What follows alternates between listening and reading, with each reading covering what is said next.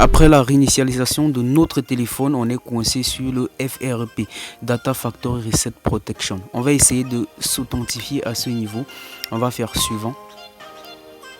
Et là, vous allez voir que après ça, donc je vais faire suivant. Et là, vous allez voir tout simplement que on est demandé à se connecter à un réseau Wi-Fi. Alors, ça va nous permettre de nous authentifier. C'est une sécurité de la part de Android qui se rassure qu'il s'agissait bien de votre téléphone avant que vous ne faites la réinitialisation. Donc on va attendre que ça se connecte à un réseau Wi-Fi. Donc vous vous rassurez d'avoir un réseau Wi-Fi avec vous. Donc ça peut être votre téléphone. Vous activez le point d'accès tout simplement. Ici vous voyez bien que je suis connecté sur mon modem. Et ce que je vais faire ici, c'est essayer de faire suivant tout simplement ici. Ok, vous voyez qu'il y a une recherche de mise à jour. Il va essayer de rechercher certaines modifications qui ont été faites. Et là, il va nous demander d'entrer tout simplement le mot de passe, c'est-à-dire le code qui sécurisait notre compte. Et là, directement, regardez, nous n'avons pas. On va essayer de faire une vérification des informations ici. Et à partir d'ici, on va demander à se connecter avec l'adresse Gmail qui était dans le téléphone, mais sauf que nous n'avons pas cette adresse Gmail là. Nous avons oublié ou peut-être oublié le mot de passe. Donc si vous êtes dans la même situation, ça fonctionnera. Donc ici on va essayer d'entrer n'importe quoi. Suivant, vous voyez que ça ne fonctionne pas. Ok, ça ne fonctionne pas. Nous allons essayer ici de rentrer jusqu'à ce niveau et c'est où intervient le PC. On va utiliser un logiciel qui va nous permettre de utiliser une faille de sécurité chez Samsung et de pouvoir lancer le puissant navigateur Google Chrome. Donc je vais laisser le lien du logiciel dans la description. N'hésitez pas à écrire sur la page de Nonsoft pour avoir peut-être le logiciel si vous ne l'avez pas trouvé en description. Donc une fois le logiciel ouvert, vous vous rassurez également aussi d'installer les pilotes Samsung Driver, sinon ça ne fonctionnera pas. Donc à partir d'ici, on va se rendre, ce qui nous intéresse c'est l'onglet FRP ici et on va connecter le téléphone. Vous installez les pilotes Samsung Driver. Une fois connecté ici, vous allez voir qu'il y aura une faille que le logiciel va nous permettre ici de pouvoir exploiter. Regardez, le logiciel nous permet ici de nous rendre sur une URL, pourtant le téléphone est, comment dire, bloqué. Vous voyez que nous pouvons utiliser déjà le navigateur Google Chrome. Et c'est une faille de la part de Android que nous exploitons. Donc à partir de là, vous voyez que je peux lancer le navigateur Google Chrome comme ceci. Pourtant le téléphone est censé être bloqué, mais je peux utiliser le navigateur Google Chrome.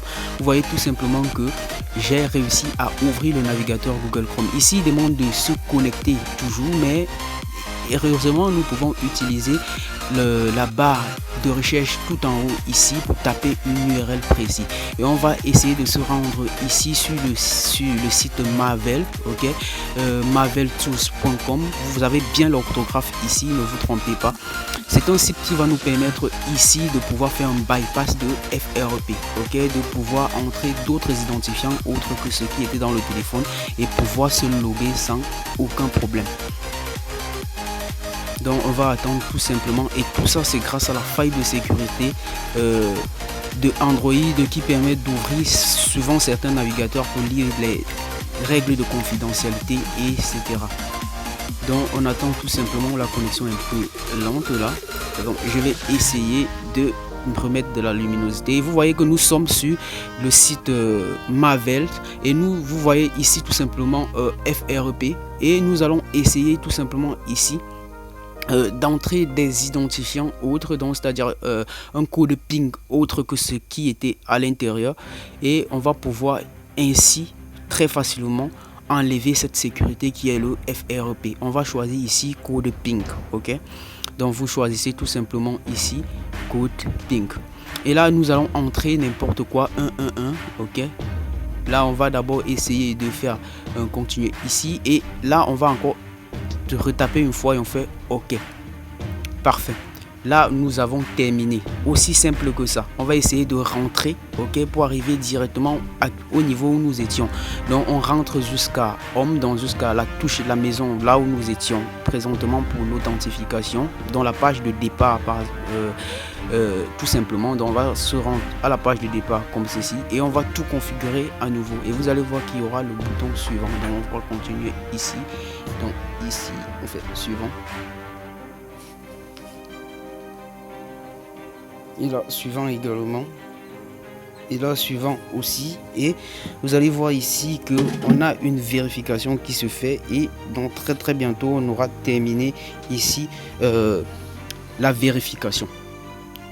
À ce niveau, nous allons entrer les 1-1 que vous avez entré d'abord. Donc si vous avez entré 2-2, vous entrez 2-2, etc. Donc on va attendre.